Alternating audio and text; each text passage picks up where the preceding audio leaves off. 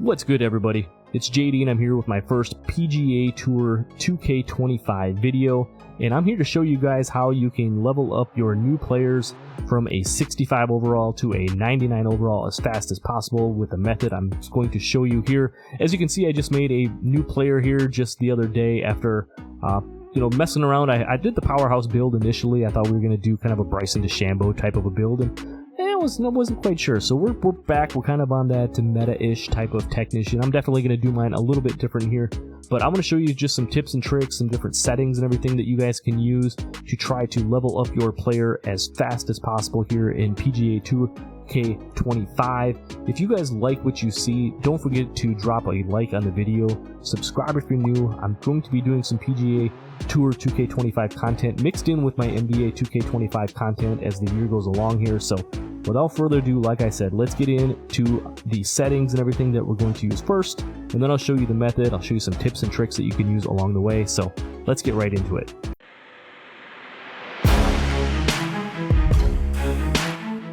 We're going to go ahead and we're going to change our gameplay difficulty preset and our swing difficulty to perfect swing. What that is going to allow you to do is have that straight back and straightforward swing every time. It's going to allow you to hit the ball much easier than using the Evo swing. And if you have an elite controller, you could actually map your paddles to a right stick down and a right stick up motion, which would again allow you to hit that perfect shot every time. By doing that, if you were going to go with that method, I would suggest moving this up. I mean, you could move this up essentially about as high as you wanted to go.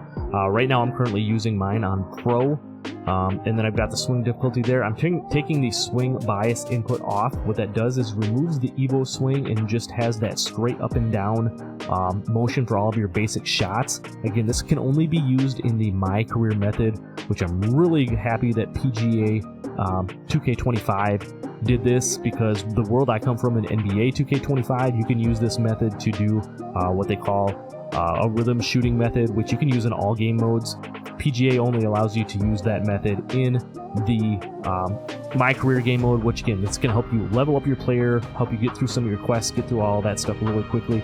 And by doing that versus doing just the regular perfect swing method, you can see over on the right hand side we've got an XP multiplier now of 1.34. What that means is basically for every 3 games we play, we're going to get 4 games worth of progression. Again, just going to help you get through the games that much faster. The second thing I would recommend doing is try to get through as many of the quests, obviously, as possible.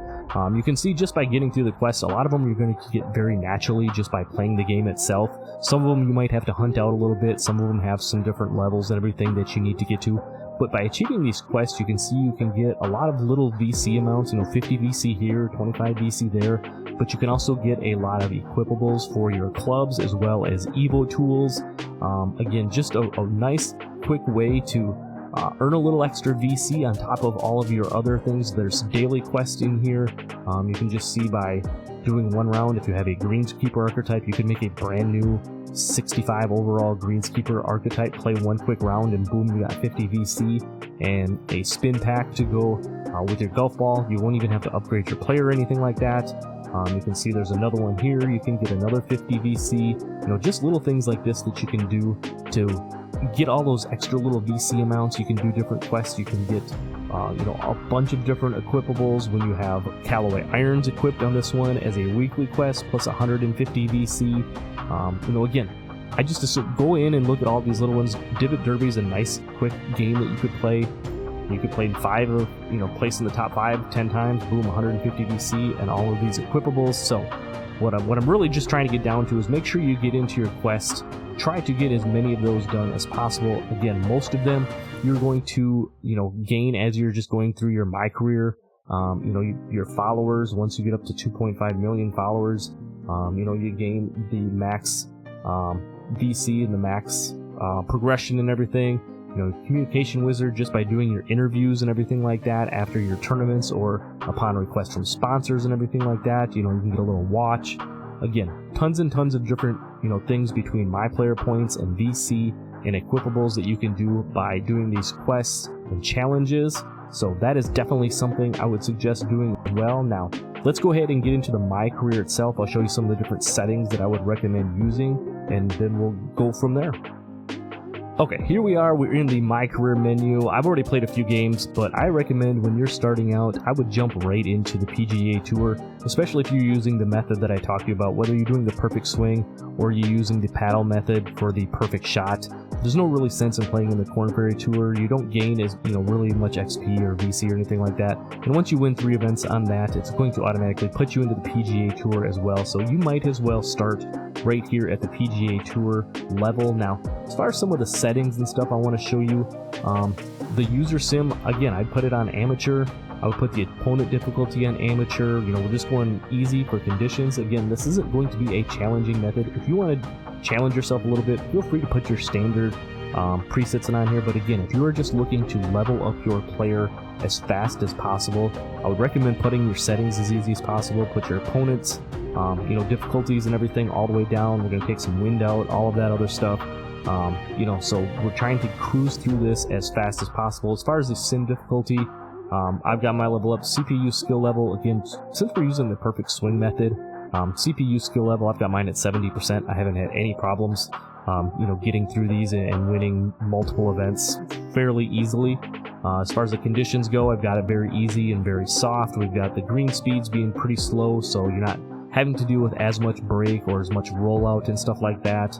Now, for your regular event settings, I would suggest doing 1 round for these. We're going to do a full round. If you wanted to do the dynamic and just play partial rounds, you certainly could, but I definitely want to, get in as many full rounds as possible, because there's certain things with your quest and your levels that you need to accomplish within your rounds to be able to unlock those. Plus, there's no cuts or anything you don't have to do in a regular event setting. Same thing for your alternate events. Just going to go 1 round. We're going to go full round for those as well. Now, when we get into the signature events and beyond, there is a cut and there is some quests and some things tied into making cuts in those. So we're going to go 2 rounds of play. We're still going to play our full rounds on our signature events.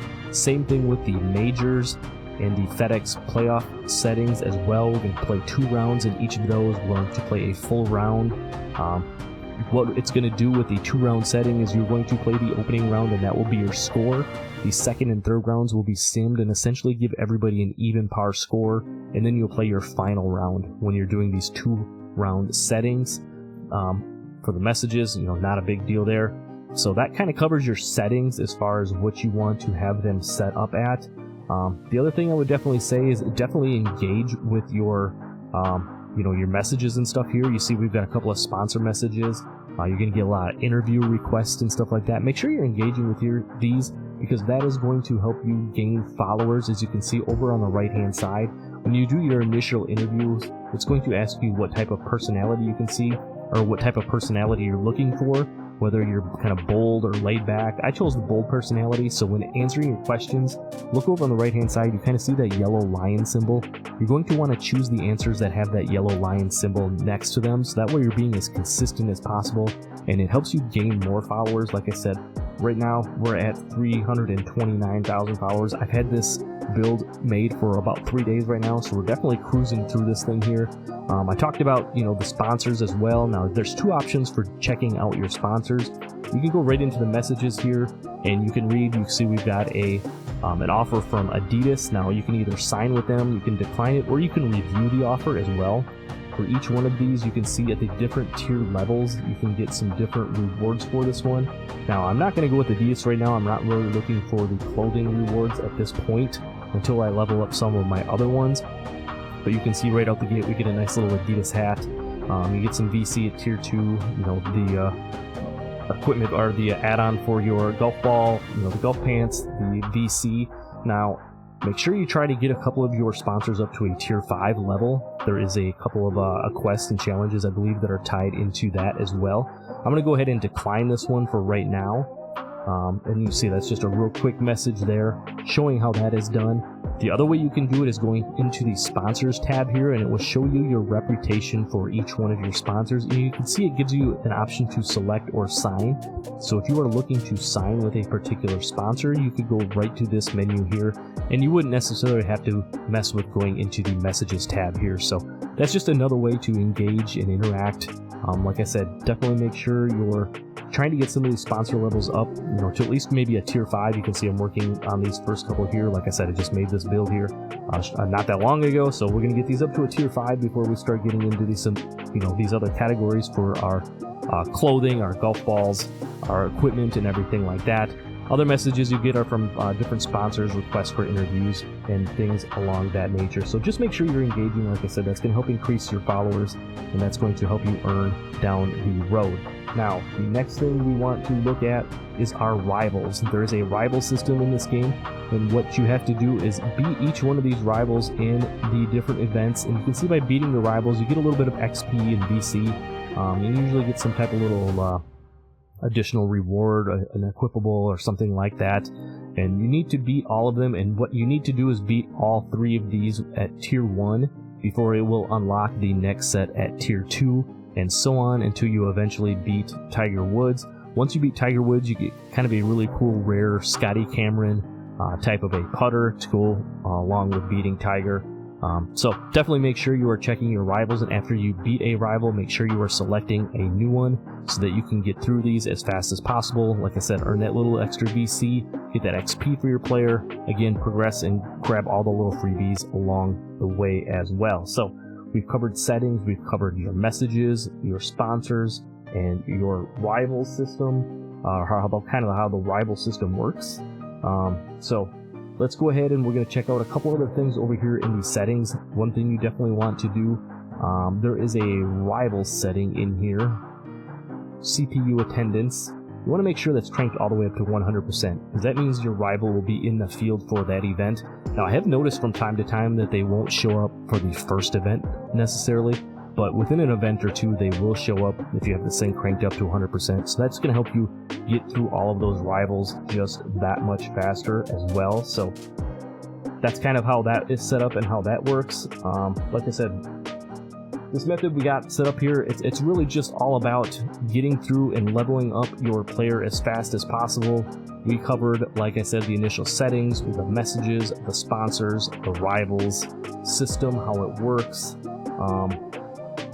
Really, that's all I got for you. Once we do that, we're going to get into our MyCareer itself. We're going to start playing some games and winning some tournaments. By doing that, we're going to be able to start upgrading our player. You can see here also, once we get into the actual games itself, it's going to give you the option to do a training session or a pre-tournament. It makes you play like 4 holes out on the course. Now, because you're doing the perfect swing method, or if you're using the paddle swing method on this, I wouldn't really do the trainings. You get some XP boosts that are good for that tournament, but you really don't need them because we're having that perfect swing already equipped. Kind of the same thing for the pre-tournament, unless there is a dual one where it allows for a sponsor. Sometimes it will say pre-tournament, and then it'll also have a sponsor pre-tournament, kind of a challenge as well. Make sure you're playing those. That'll help you level up with your sponsors, and you get some other little freebies and also along the way. Other than that, you're just going to hop right into the tournament itself. Like I said, this method isn't necessarily the most enjoyable method. Again, if you want to make challenges, maybe you want to set a goal for yourself at shooting 10 under or 12 under, or maybe when you're just starting out, you want to break par. You got to set little challenges for yourself to make it a little bit less tedious along the way.